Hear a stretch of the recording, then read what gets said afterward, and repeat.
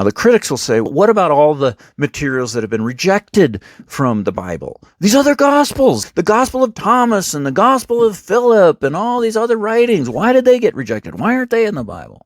They're not in the Bible because they were written much later by a different religion called Gnosticism. It's like 150 to 200 years after the time of Christ.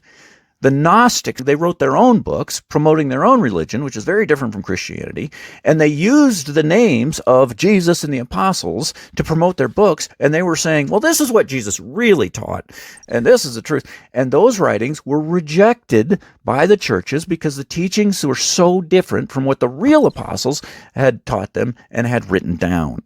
That's why it was rejected.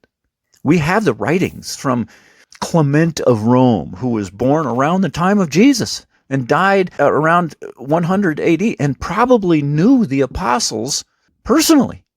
We have the writings of Irenaeus, who knew Polycarp, and Polycarp was a direct disciple of the apostle John. So we have the writings of these early church fathers who were very closely connected to the original apostles. So the point of all that is, during that time, the churches knew who was who. And we're thankful to God for the early church wrestling through that and testing these false apostles and these other messages and telling us which was legit and which wasn't, because otherwise we would have no way of knowing who spoke for Jesus and who didn't.